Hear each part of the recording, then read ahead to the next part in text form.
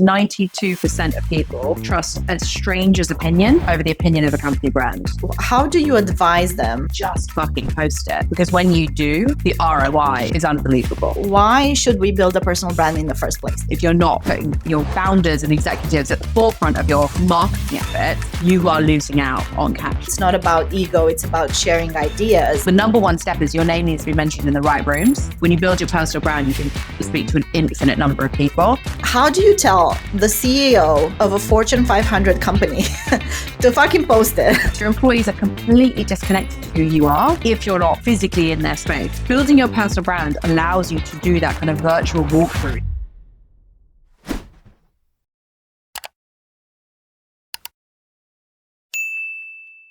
Hi everyone, welcome to Unmatched. Today I am very, very excited to have one of the most amazing guests on the show, Amelia Sordell, who is a personal branding strategist, a speaker and advisor, and the founder of Klowt, the personal branding agency, and someone that I've been following and been inspired by for years. Amelia, welcome to Unmatched. Thanks for having me. Gosh, that's a bit of a hefty introduction.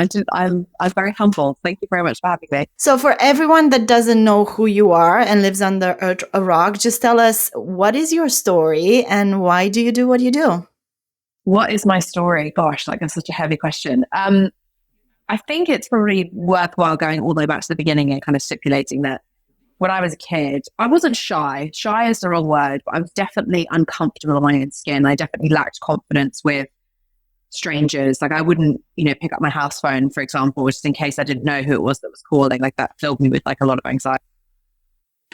And as I kind of progressed throughout my adulthood and that sort of compounded, that became other things. Like I didn't like how I looked and I didn't, never asked for the promotions that I deserved and never went for stuff because I was worried that the outcome wasn't going to be favorable. And something happened in COVID. I don't know whether it was COVID itself or whether it was the fact that I had two children and I was, just about to turn 30 and, was realizing that my marriage was coming to an end. Something happened during that period. I was locked in the four walls of my home with two crazy children and a now ex-husband. Something happened in that time where I'd already been building my personal brand up until that point, but it wasn't for the point of monetization. It was to help other people. I wanted people to understand that the reach that they had online was exponentially better than the reach that they had through their company brand or through one-to-one activities. And I've been building my confidence to kind of go back to what I was saying a minute ago in that capacity. But something happened in COVID where I light switched on and I kind of thought, oh my God, like I'm onto something here. I've never felt more confident. This feels aligned. And I think there's a really, important point to make here. When I felt like stress to me, when things like that, posting content, doing presentations, whatever felt like stress to me, that meant now in hindsight that it wasn't right. Now everything feels stressful, but it's not stress. It's like really a real passion. So this light bulb came on. And I decided to start a personal branding agency. And since then, we've grown to a team of 11, 12. We have in the office now. We're in central London. We look after some of the most incredible founders and executives in the world and help them build their personal brands online and offline. And I guess my story is yet to be written, but the chapters I'm on right now is all about helping people, empowering and inspiring people to be 100% okay with the consequences of who they are and be themselves both online and offline. And building my personal brand, the confidence and the self-love and the self-esteem that I've gained off the back of that has been life-changing. And that is why I am so, so passionate about talking to people like you and everyone else I can about build your personal brand. Like I've got a sign up here that says, just fucking post it. Like just fucking post it. Because when you do, the ROI is unbelievable. Well, there's a lot to unpack here, but what I will say is with regards to this motto that you have, which is just fucking post it. At the end of kind of like this 3-year period that I've been on as well, I've realized that you're so right when you say just fucking post it. But at the beginning, when you start, it's so fucking difficult. Yeah. So I think that people would be interested to know, why should we build a personal brand in the first place? So what are the tangible benefits of doing that?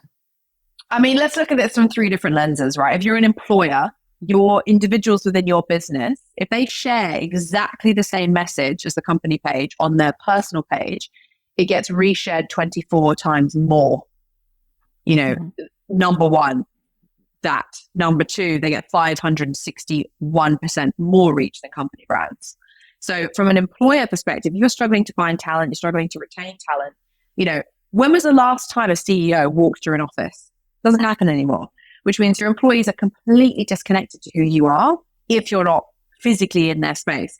Building your personal brand allows you to do that kind of virtual walkthrough, to allow people within the organization to look up to you, to be inspired by you, to find resonance with you as an employer, as a CEO, as a C-level person, even a hiring manager, so that you can create that retention, attraction, and engagement in you as an employer.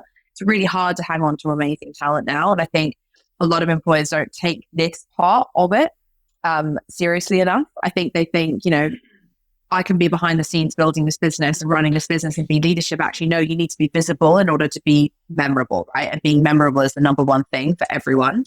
The second thing is founders. If you're running a business, and you're, and/or an executive, as I said, you get 561% more reach than your company brand. That has a massive impact on your bottom line. It's no surprise that most service-based businesses, most of their business will come through referral, will come through individual meetings that they've had. And that's because people buy from people, particularly when people like your product. And I don't really care whether or not you're B2B or B2C. It's human to human at the end of the day. There is a person behind that buying decision who needs to create resonance with you, regardless of whether they're purchasing it for their business or not. 70% of that buying decision is made from emotion. And so if you're not tapping into that emotion, you're going to be leaving money on the table. Like leads that come through a personal brand convert 7 times more frequently than leads that come through any other channel. So from an ROI perspective, tangibly, like again, if you're not putting your founders and executives and employees at the forefront of your marketing efforts, you are losing out on cash. Like it's a fact. And then the final thing is for individuals, right? You are a perfect example of how powerful building a personal brand as an individual can be. You have expedited your career in ways, probably, I don't want to speak for you, but expedited your career in ways that you just simply couldn't have had you not started this podcast, had you not started posting on LinkedIn, had you not started posting on Instagram. You've had conversations with the most incredible people, and I've listened to a lot of them through your podcast because you built your personal brand. You opened doors for you by yourself, by posting content and by putting yourself out there. And actually, I think a lot of people think about their personal brand being like their job. And actually what they need to think about it is it's their resume, it's their reputation. And your reputation is everything. So if you're going to get ahead in life, if you want to get all of those things that you deserve, if you're writing this list of goals down every January, and you're not putting yourself out there to make that stuff happen, what do you expect? Because no one's going to come and give these things to you, right? If you say you want a promotion, you want a pay rise, you want this, that, and the other thing, you want to start a podcast, you want to whatever your goal is, you want a pink Lamborghini. What are you doing to make that happen? Well, the number one step is your name needs to be mentioned in the right rooms. You only have 24 hours in a day. You can only speak to a handful of people in a day. When you build your personal brand, you can speak to an infinite number of people. And as an individual like yourself, like myself, who is actively posting content, who is strategically posting content, our names get mentioned in rooms that we're not even in. And that is the power of personal branding. And it is very true, because although you don't perceive it, because not everyone maybe comments on your posts or sends you a DM, occasionally people come to me and they tell me, how much they like my content or how much they enjoy this or that I'm saying, or the episode that I'm posting. And so you realize at the end of the day that actually people are watching. More eyes are on you than you actually realize, which is, I think, the benefit that you're talking to. However, one thing that I want to go back to, because you gave my example, and I have to say it's great for people like me to kind of listen to you, who are an expert, who are an expert on this topic, rather than me. But I can say from my personal experience, the beginning was extremely hard. Because there's two things. One is you want to share your ideas, because I think one of the things that I love about what you talk about all the time is you say it's not about ego, it's about sharing ideas. And I think it's very, very true. But on the other side, it's the fear of the perception that other people in your environment might have around you, especially in an environment that is not very used to this, right? So there's two angles to it. You could be seen as, oh, she's trying to build her empire all of a sudden, not in a good way. And then on the other side, it's like, oh, look, she's very active and she's doing this. And when does she have time to do it? When does she do her job?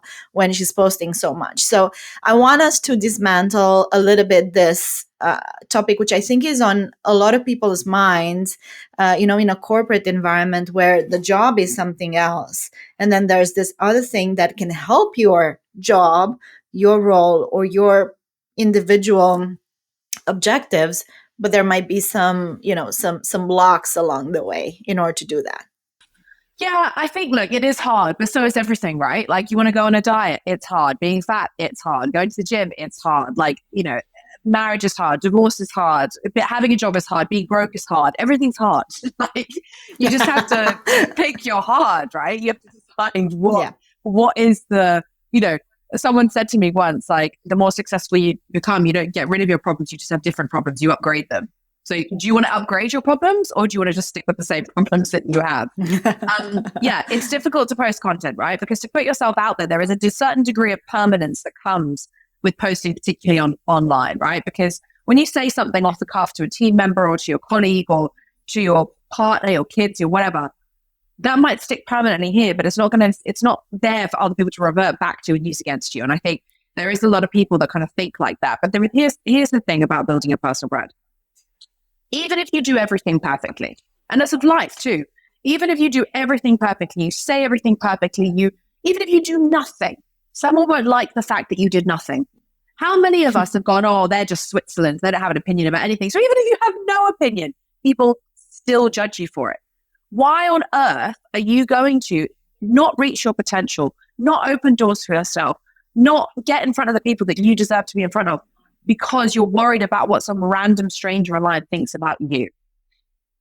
Trust me, I get it, right? I was that person. I used to have anxiety if I got one negative comment, even if it was something like, oh, I don't agree with this. I'd be like, someone in the world that doesn't like me.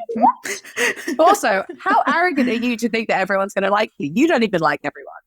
And I think when you allow other people, strangers' opinion of you dictate your opinion of yourself, you are only ever going to rise to that level, right? Which gives you low self-esteem. It's going to guarantee failure, quite honestly, because you're not following what you believe to be true. You're following what other people believe to be true. So yeah, you just kind of have to, as I said, just fucking post it, get over it. There is no easy way to do it. You have to push through it. No, you can't go around it. You can't go above it. You can't go under it. You just have to push through it, push through the anxiety of it, and know that as long as you're being true to your values, as long as you're being true to yourself and listening, and this is the most important thing, you have to pay attention if you want the right attention. Have the humility to look at stuff and go, yeah, new information has become available. I can change my mind on stuff. And that, I think, is the key to being a thinker and sharing ideas, as opposed to coming at this from a look at me.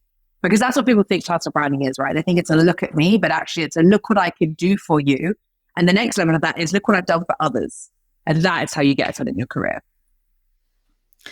Going back a little bit to what you said earlier with regards to the COVID times and how that, time that we all went through shaped a little bit your future career. Everything. And I think everything. And I think it happened to a lot of people. Do you feel that maybe it came with a sort of clarity about who you were that enabled you to kind of pick the right direction to take? Because I feel that a lot of the things, at least in my experience, and we've talked about it on your podcast, actually, a lot of it came from this insecurity about who I was and not being clear, not being confident enough, like you said before, to actually stand up for myself and for my ideas. Do you think that empowered you to start your personal brand in the first place? I think I'd started building my personal brand before COVID. So I'd already had about 18,000 followers on LinkedIn. And not that, followers aren't necessarily the metric of personal branding, right? I'd rather have 2,000 followers and every single one of those people adore me than have 100,000 and they're indifferent, right? That's an important thing to state. It's not all about followers. Like, followers don't pay your bills, people, just FYI. But I do think that period of time of being locked in my house for 4 months, like, we forget, right? We forget what it was actually like 4 months in a house, looking at the same 4 walls. And I'm sure a lot of people can relate to this. I sort of looked in the metaphorical mirror and was like, is this going to be my life? Like, if I die tomorrow, am I going to look back and think like I nailed it? Or am I going to look back and go, shit, I wish I'd done more? And there was, I can't, it's funny because I was talking to my hairdresser yesterday, actually, about all of this. And I said, it's funny, I always have transformation in April, May. So that was April, May, right? May, March, April was when we went into lockdown. And I had this moment of like, I need to do this in April. And it's almost, if I look back on all the huge milestones in my life, they all happened in April and May. That's maybe a podcast for another time around like seasonal change and how we should set goals in April and not in January, like when the season actually changes. But I remember kind of looking at my life and thinking, is this going to be it? Am I going to have confined myself to the walls of other people's judgment and opinion? And that's been the limitations of my life. Or, and I have free choice. I'm very lucky to live in a democratic country where I have the right to make choices. Or am I going to go, fuck that, I want more, and just go for it? And it's probably important to say that I started my career by founding a business when I was 21, built that business up for 2 years, went bankrupt in year 2. And recovering from that was a huge part of why my self-esteem was so bad, because it was like my entire identity was wrapped up in this business. I was a 22-year-old director of a company that was in Daily Mail every week and blah, blah, blah, blah. Like, I was really on paper very successful. When that failed, I felt like I'd failed. And what I've learned actually, and probably during COVID is when this went, you have to fail to win. It is not win or lose. It is win or learn and then win. And that, I think, for me was the biggest lesson from COVID, was like, if we can all be locked inside our homes, not kill each other. That's the first win. If we can all be locked inside our homes and still come out the other side as a society, then I can absolutely do whatever the fuck I want. Like, there is never going to be another time like now where you can decide, I want to do that. Everything is within your gift. And I genuinely think it was being locked in those walls of my house, being like, is this it? Like, is this it really for my life? That was like, fuck this, let's go. And so now I have a very fuck it attitude, because in my head, it always works out. My business failed when I was 22. I'm still alive. I'm 33 and about to finalize my divorce. I'm still alive. I've missed mortgage payments on my house in months when I couldn't afford to pay myself, because, when you run a business, people don't talk about this enough. You obviously prioritize your team before yourself. I didn't die. Like, you've survived everything you survive. You come out the other side all the time. And yet we always say to ourselves, oh, but what's the worst that's going to happen? What's the worst that's going to happen is probably what we should be asking ourselves. And I think COVID was what forced me into that way of thinking. And that is the message I want to leave the world. Like, you can choose to be whoever you want to be as soon as you stop giving a shit about what the outcome is and what the judgment of other people of that outcome is. You're the only person that's going to be there for yourself unconditionally. The only one. No matter what your husband, your wife, your friends, whatever say, there is a condition to those relationships. There is a condition to you not cheating, not punching them, not being an asshole, whatever. There are conditions. You are the only person that's going to be there unconditionally for yourself. And I think everyone needs to listen to me say that, who's listening to this podcast, and go, am I really showing up unconditionally for myself right now? Or am I putting conditions on what I'm doing because I'm trying to please other people? When you let go of that and you go, you know what? I'm good. I don't mind if people like me or not. I care if people think about my character, for sure. I care about my loved ones, for sure. But am I going to not do something because someone else thinks it's a silly idea, or they think I failed? Or, no, of course not. I don't care. Because I am the one that I have to answer to at the end of the day, not, anyone else. And I'm getting goosebumps when I hear you talk about this, because literally for the last 3 years, this is one of the biggest reasons that you've been such an inspiration, because you've spoken to me directly on exactly this topic, of this being afraid of failure. And you talk so much about failure and the failures that you've had, the ones that you talked about, but even more recent ones in your business. You talk about it quite a lot and openly. And I think it's so important for people to understand that failure is just a stepstone for, the next kind of stage of your life.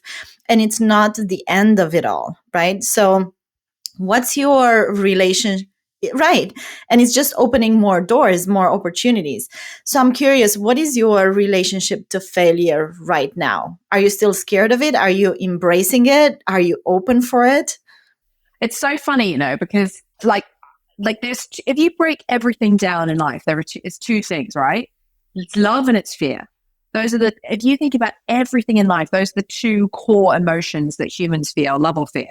Fear of failure, fear of not being enough, fear of being ugly, fear of being only, considered okay for your looks, fear of being too fat, fear of being too skinny, blah, blah, blah. Love, obsessed with your passion, love doing podcasts, love your kids, love those cuddles, love paddleboarding, love, collecting fossils like I do, like whatever it is that like gets you aligned and happy. It's love or fear. Everything boils down to love or fear, right? We spend so much time in our lives in the fear bucket and not enough in the love. And it's funny because it sounds super fluffy, but when I'm hoping I'll articulate it well enough for people to go, oh my God, that makes sense. Fear is, oh my God, we've got a deadline due tomorrow. Panic, panic, panic, panic, panic. Love is, I get to produce this. How fucking cool is that? Let's nail it. Like, let's see what we can get done in the next 24 hours. The reframing of that is massive. And so for me, failure is actually welcomed. I don't say that just to be a cliche. Like, I genuinely welcome it, because to me, that's feedback, that's data, that is an opportunity to learn. Like you talk about my recent failures. I was a terrible leader last year. Like, I did not lead my business well. I made a lot of mistakes, both personally and professionally, which is indicative of where I was in my life. Like, I think people look at founders of businesses and executives and they put them on this pedestal and think that they're untouchable. Like, I was going through a divorce. I was depressed. I was on medication. Like, it wasn't great.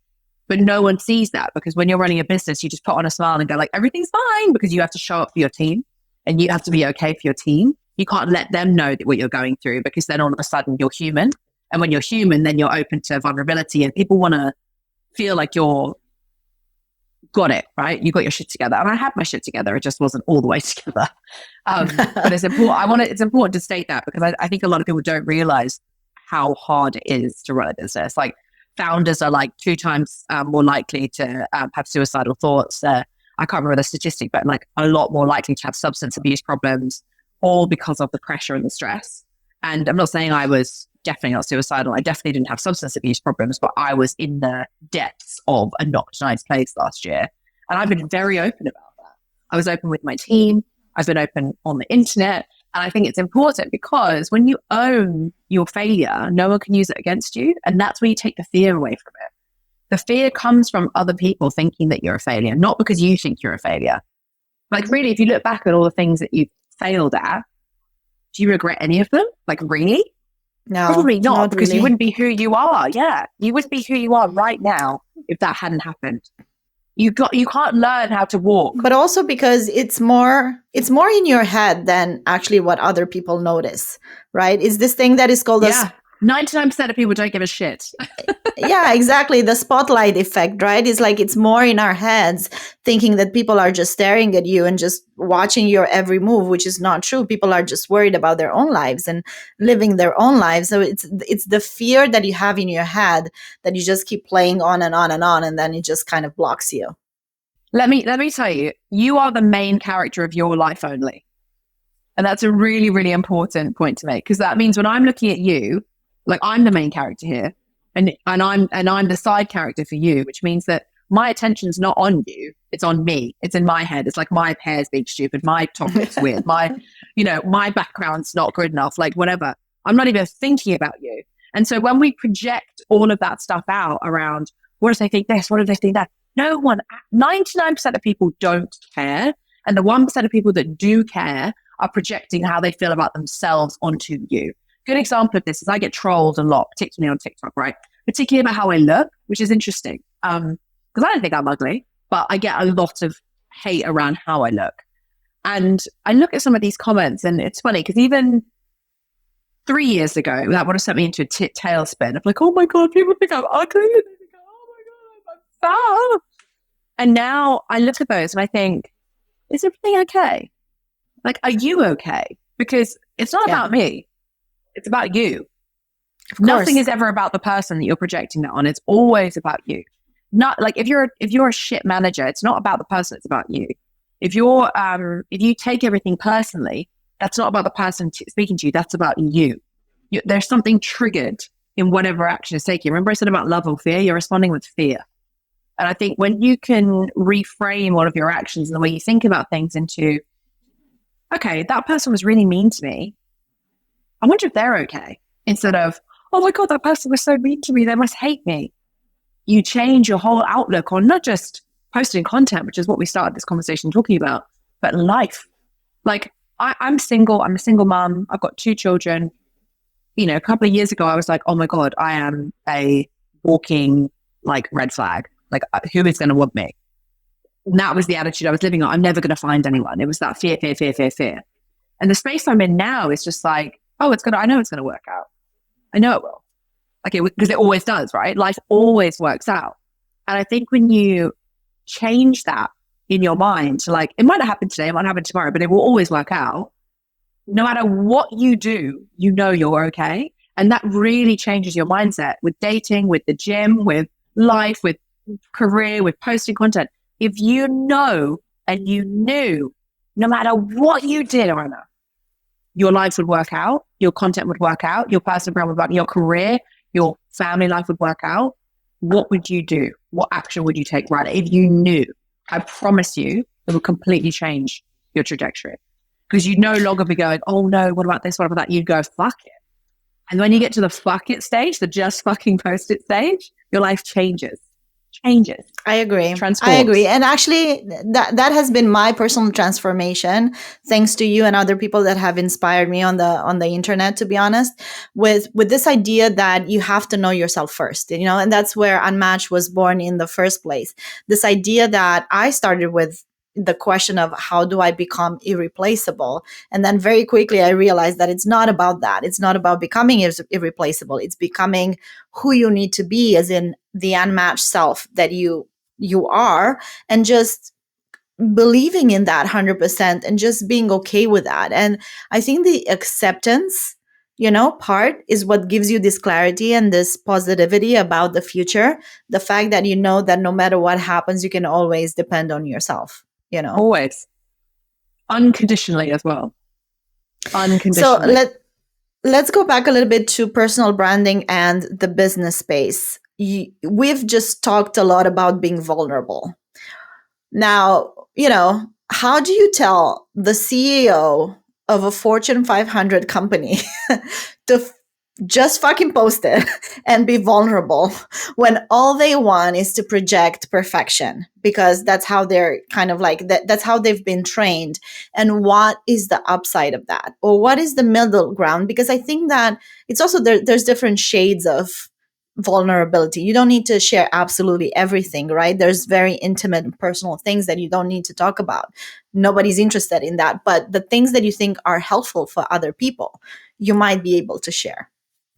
The thing I always start with is the TripAdvisor analogy. So TripAdvisor exists because no one trusts company brands. In fact, 92% of people trust a stranger's opinion over the opinion of a company brand. When you project perfection, you are the company brand. You're not a person. You are just a face of a logo. And that is the thing that I need people to understand. You don't get the human resonance when you portray perfection. One of the reasons why, you know, we're talking about failure. One of the reasons why I love talking about failure so much, aside from it being so bloody relevant to my life, is it's relevant to everyone's. We all have a version of whatever it is I'm talking about. You might not have the version of being, you know, going through the shit I went through last year, or you know, having a business dissolve, but we or a marriage breakdown, but we all have our version of that. And when you can talk about those things, you create resonance. When you create resonance, you create trust. When you create trust, you create credibility, you create visibility, you get attention. Attention is everything. It is the number one asset that you have as a business.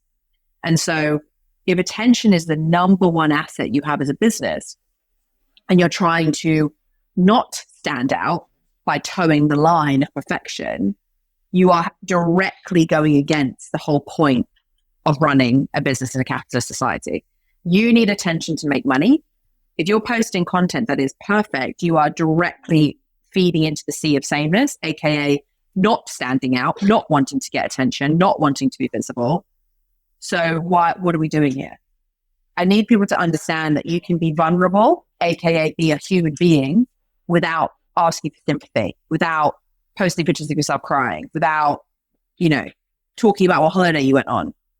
Like, it has to be authentic to you. If you're someone who's pretty formal, wears a suit every day, whatever, I'm not going to ask you to post pictures of you, selfies of you in the Maldives with your kids.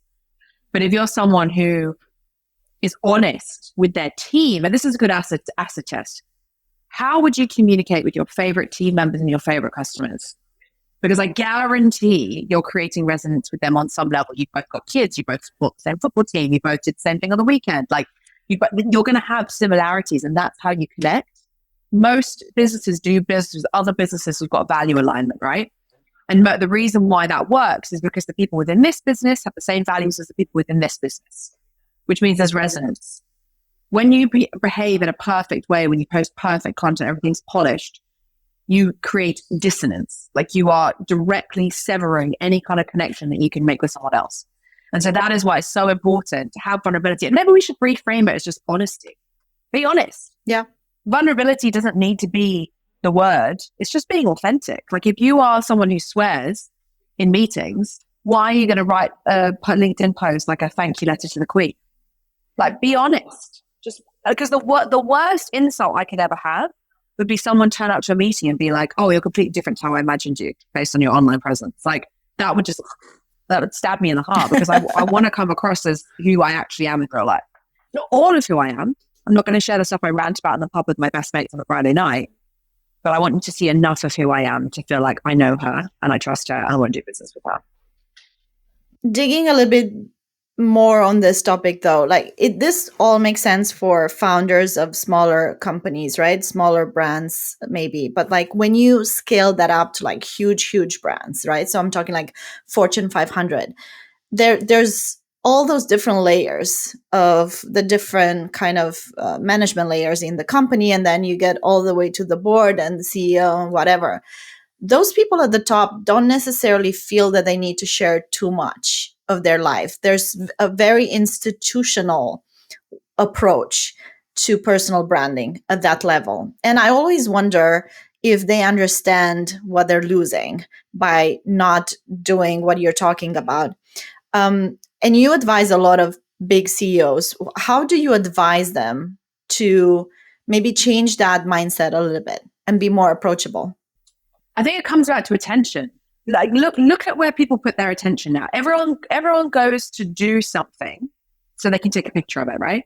They'll go to the gym in a specific outfit so they can take a picture. They'll go on a hike, they'll take a picture. They'll go to a concert, they'll take a picture.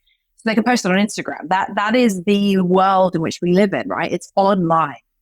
So if that is how other people are behaving, that's who your consumer is behaving, why do you think you're above not behaving in the same way? If that's how you reach people, what makes you think they give a shit about you when you're over there in your ivory tower in London somewhere, invisible? Why would someone buy from your business, right? There is a reason why WeWork got so stratospherically large so fast. It's because Adam Newman put such a huge effort into building his personal brand, right?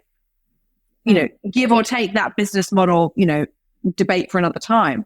But everyone bought into Adam, right? Yeah. They created a completely different industry. I'm sitting in a Fora right now, which is a direct competitor of WeWork, arguably better business model. But I'm sitting here because WeWork created a new industry off the back of his brand, basically. So, and the reason he did that is because he knew the people that would be coming to work and buying in the spaces at WeWork live online. They live in a world where they want a beautiful office they can take a selfie in because they want to post about it. He went to where the attention was being spent. And so if you are an executive today listening to this going, oh, I don't need to post content, that's my marketing team, you will lose. You're either going to lose immediately now because there'll be some other company in your industry that is capitalizing on attention, or you will lose in the future when you come into retirement, you want to go into consultancy, you want to become an NED, and no one wants to work with you because they've never heard of you. There are people in the world right now who are nowhere near as good as others, but they are the best known. It's not enough to be the best. You have to be the best known. That's why Amazon exists, right? Is Amazon the best e-commerce store in the world? Absolutely not. But it's one of the biggest because it's the best known. And that I really need people to understand that. It doesn't matter what seat you sit in. Attention is the number one thing that you have as an entrepreneur, a business, a founder, or even an individual. You know, a really good example of this is that I use all the time is, have you seen Friends, the episode of Friends when Rachel starts smoking so that she can get a promotion? Yeah. She works out that all of the promotion chat happens in the smoking area, but she's not visible in the smoking area, right? Because she doesn't smoke. She starts smoking and she gets a promotion. Yep. You need to be in the right rooms. Yeah. But you got to be in the right rooms. Yeah. So let's give them some very specific tips. Like let's be concrete right now. Like let's give them 3 things that, you know, any marketing executive, any CEO, any founder can do to start posting content. What are the 3 things that they should be thinking about when they start their personal brand? I think goal is number 1. If you're doing this from a brand awareness perspective for your company, you got to align with the goals, right? So if it's brand awareness and the company goal is you need to hit a certain target headcount, you need to hit a certain target of visitors to your, like whatever it might be, but like whatever the goal is, if you're just starting it, that's a good place to start. And it doesn't necessarily need to be tied to your business. If you're an individual or if you're a founder or an executive, it could be tied to something bigger. My bigger why is I want to help 1 million people build their personal brand because I know the benefit of building their personal brand will have on their life. I want people to be 100% okay with the consequences of being themselves, and helping 1 million people build their personal brands will facilitate that why, right? That might be your why, but it also might be, you know, you want to generate 10 more leads a month, whatever. So you need to define what that is.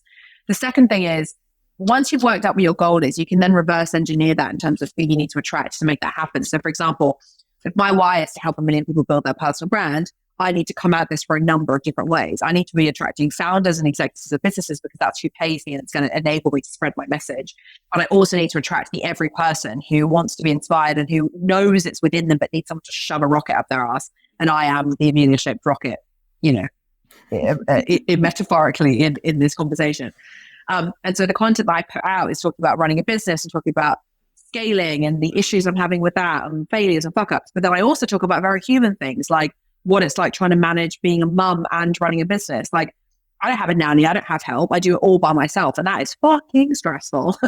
But everyone has that version, right? That's a human problem. And so I have these 2-pronged approach to like talking about topics that are going to resonate to people who are going to pay me and people who are going to be inspired by me. And that's going to help me achieve my goal of helping 1 million people build their personal brands and ultimately take control of their life and be okay with the consequences of being themselves. So when you kick that back onto yourself, like, what is your goal? Who do I need to attract to make that happen? You can then decide what you need to talk about in order to make those people come into your network. And that's how you build your personal brand. Your goal might be to be on more stages, right? In which case, who do you need to be attracting to make that happen? If you're a CMO, it might be other CMOs. Because if you're thought of as a thought leader in your space, then you're going to be asked to be on stages. Okay, cool. What do you need to be talking about to make CMOs come into your network? Boom.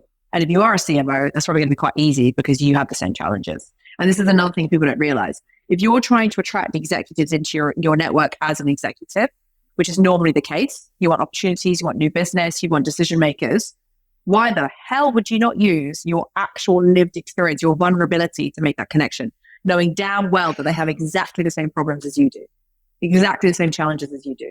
I win majority of my business, not off my personal branding content, but off my running a business content. Because other business owners, other executives, and FTSE 100, FTSE 250 and Fortune 100 business executives see that and go, I have the same problem. Even though they've got a team of 15,000 and I have a team of 15. They have the same problem. And that creates the human resonance, and that's what wins me business. So that's content on one side. And then on the other side is consistency. in posting, which is one of the biggest issues that I personally have, because honestly, you have to live a life and then you have to post content, Yeah. And sometimes Yeah. it's more like the two come together in a crazy way. What's your best advice on keeping that consistency, or like what is the system that you use? I mean, obviously now you have a big team and you have a company that does that. So I'm hoping that it's easier for you. But when you started out, how did you keep that under control?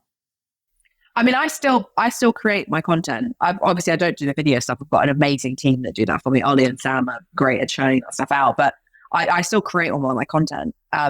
So yeah, I've got a team that does it, but like I still, I feel like I can comment from this from an authentic place because it's still an issue I have.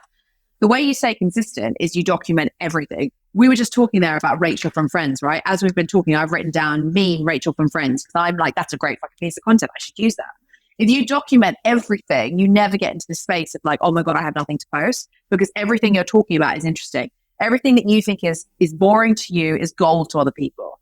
And as long as you keep documenting stuff, you're able to stay consistent, because even when life gets in the way, you always have something to say. And I think that is the really important thing. Building a personal brand is 10% content, 90% consistency in posting it. And the reason I'm sat here on this podcast talking to you about personal branding is I've been consistent in posting personal branding content for 5 years. Basically. And that is how you win. That's how you compound. Look at Warren Buffett. Warren Buffett's one of the richest men in the world, not because he made some good decisions, but because he made good decisions consistently over 40 years. So do you have any system to hold all that inspiration together? Because frankly, right now, the biggest challenge that I have is what I call my creative chaos. So I have like voice memos, notes on my phone, screenshots of everything that is inspirational, links, images, whatever is on my phone. There's no way for me to keep it archived and like I lose it because I just don't go back on it. Yeah. What's your system to archive everything? I have a Notion board. And in the Notion board is obviously we have a content calendar, we have a content journal. The content journal has 12 themes over the next 12 weeks that we're going to be talking about. So next week is attention. The week after that will be fear. The week after that is, I think, something else. And so every time I have an idea that is relating back to those themes, I dump it in the journal and I'll tag it. And if I have an idea that is not related to those themes, I dump it into that journal and then I leave it untagged. But it just means I have this, because Notion's great, right? Because you can upload everything there. You can upload screenshots, links, voice memos. Like you can put any kind of medium into Notion natively. You don't have to link it to anything. And so it's this great archive of content and content inspiration and content ideas that means you always have something to say, and it's not in your notes section, in your screenshots, in your voice notes, in your whatever. Keep everything in one place. And I find Notion is fantastic for that. And it also means that you can go back as well and archive stuff, which means you have hopefully a ton of archived content that you can use in the future. That's a very good tip. I will look into that myself, because that's one of the biggest challenges right now. What is your biggest challenge right now? My biggest challenge, interesting one. I think I keep going back to the attention thing, right? Because it's top of my brain, but it's also what I trade in, right? Like our business is based on getting attention. The biggest challenge that I have right now, which I don't like the word challenge so much because I think it has negative connotations. I think the biggest opportunity question mark. Yeah, opportunity is a great way to frame it, is around Pinterest. Mm-hmm. Yeah. How can we leverage Pinterest to supercharge what we're doing? That's something that we were talking about this morning. How can we get our clients in the right rooms when their audiences are not on TikTok and Instagram? How can we spread the message that we're trying to spread in person? Those are the questions that I'm asking myself. And I think it all boils down to this. If you look at what people are doing and you look at how people are behaving, you can normally find the answers to pretty much anything. And it's not just from a personal branding perspective, right? Even if you look at the content that's appearing in people's feeds now, there's like an absolute change happening from short form to long form. Substack, newsletters, blogs are coming back. Okay, so if people are now more interested in long form content, what does that mean for other stuff? And so I don't know if there's so much challenges more than just question marks I'm having.